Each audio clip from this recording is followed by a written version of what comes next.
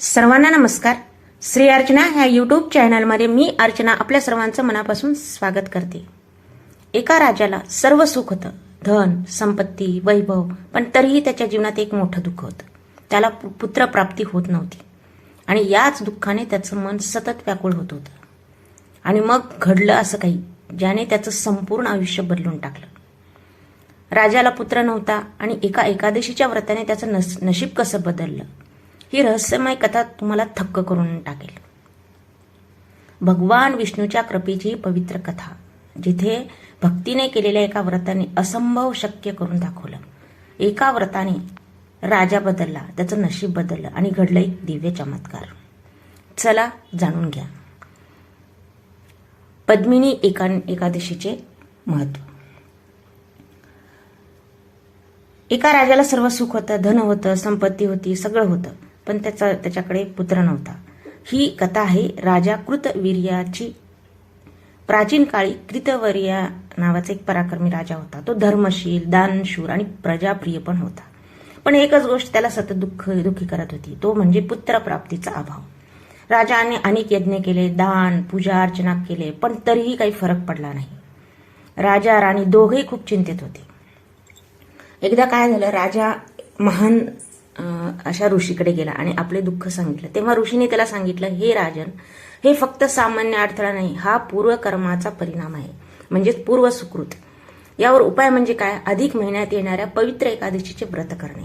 ही एकादशी म्हणजे अत्यंत पुण्यदायी पद्मिनी एकादशी.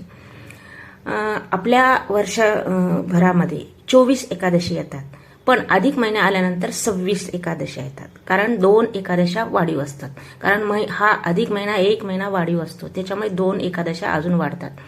ज्या वर्षी अधिक महिना येतो त्या वर्षी आपल्या एकादशा 24 नसून 26 असतात. अधिक महिन्यातली शुक्ल पक्षातली एकादशी आणि कृष्ण पक्षातली एकादशी अशा 2 एकादशा वाढीव असतात. त्या ऋषीने त्या राजाला सांगितलं एकादशी करायला. राजाने पूर्ण विश्वासाने हे व्रत सुरू केलं, उपवास केला, भगवान विष्णूची मनोभावे पूजा अर्चना केली. राजासह राणीनेही भक्तिभावनेने नामस्मरण सुरू केलं. संपूर्ण राज्य भक्तिमय झालं आणि चमत्कार काय झालं की काही काळानंतर भगवान विष्णू प्रसन्न पण झाले आणि या दिव्य कृपेने त्याला राजाला एक तेजस्वी आणि गुणवान बलवान पुत्र प्राप्त झाला. राजा आणि राणीचा आनंद गगनात मावण्याचा झाला. ही कथा आपल्याला एकच शिकवते, नशीब किती कठीण असलं तरी भक्ती आणि व्रत याचं सामर्थ्य ते बदलू शकतं. म्हणूनच पद्मिनी एकादशी ही फक्त एक परंपरा नाही, ती आहे जीवन बदलणारी शक्ती.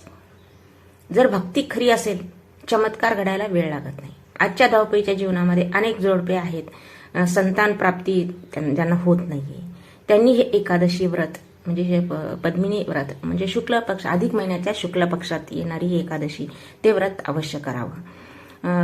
त्याचा फायदा नक्कीच होतो. पण आपल्या शास्त्रामध्ये सुद्धा सांगितलेलं आहे की जेव्हा मन भक्तीने देवाशी जोडतं तेव्हा अशक्यही शक्य होऊ शकतं. हा जो पवित्र काळ आहे तो आहे अधिक महिन्याचा दिव्य काळ, ज्यात केलेली भक्ती विशेष अशी फलदायी मानली जाते. म्हणूनच कृतवीर्य राजाची ही कथा आपल्याला आठवण करून देते की जीवनात कितीही मोठी अडचण असो, भक्तीने मार्ग नक्कीच सापडतो. राजा आणि राणीने मनापासून केलेले पद्मिनी एकादशीचे व्रत त्यांच्या आयुष्यात आनंद, पूर्णता, संतोष घेऊन आलं. आणि आता या संपूर्ण कथेचा सारांश एकच आहे की जीवनात काही क्षण असे येतात जे आपल्याला थांबायला भाग पाडतात. आपण प्रयत्न करतो, प्रार्थना करतो आणि तरीही काही गोष्टी आपल्या हातात राहत नाहीत. पण अशा वेळी खरी ताकद समजते, ती म्हणजे आपल्या भक्तीची ताकद आणि व्रताच्या पवित्रतेची ताकद. हा जो काळ आहे ना, तो साधा काळ नाहीये, तो आहे अधिक महिन्याचा पवित्र आणि दुर्लभ काळ. म्हणजे 3 वर्षातून एकदा येतो हा काळ, ज्याला शास्त्रामध्ये अत्यंत पुण्यदायी मानलं गेलंय. या काळात केलेले प्रत्येक चांगलं कर्म, प्रत्येक उपवास, प्रत्येक नामस्मरण सामान्य दिवसापेक्षा अनेक पटीने अधिक फलदायी मानलं जातं. आणि म्हणूनच कृतवीर्य राजाच्या या कथेतून आपण शिकतो की जेव्हा मनापासून आपण कोणती गोष्ट करतो तेव्हा नीती सुद्धा बदलते. राजाकडे सर्व काही होतं, धन होतं, सत्ता होती, पण जे नव्हतं ते मिळालं फक्त भक्तीमुळे, आणि ते म्हणजे पुत्रप्राप्ती. आणि हे शक्य झालं फक्त एका पवित्र व्रतामुळे, पद्मिनी एकादशीमुळे. त्या दिवशी कसं करावं पद्मिनी व्रत? ज्या दिवशी पद्मिनी एकादशी आहे, शुक्ल पक्षातली, अधिक महिन्यातली, त्या दिवशी लवकर ब्रह्ममुहूर्तावर उठावं आणि विष्णूची मूर्ती किंवा फोटो त्याची अर्चना करावी, पूजा अर्चना करावी, हळदी कुंकू फुलं, पिवळे फुलं अर्पण करावे. त्याच्यानंतर आपण तुलसीपत्र अर्पण करावं आणि दूध साखरेचा नैवेद्य किंवा एखादं फळ दाखवा. ओम नमो भगवते वासुदेवाय हा मंत्र अवश्य जपावा आणि तो दिवस विष्णू अर्चनेमध्ये भक्तीमध्ये व्यतीत करावा. हे केल्यामुळं पुत्रप्राप्ती अवश्य होते असं आपल्या शास्त्रामध्ये सांगितलेलं आहे. कथा आपल्याला फक्त इतिहास सांगत नाहीत, ती आपल्या आजच्या जीवनासाठी एक मोठा संदेश पण देते.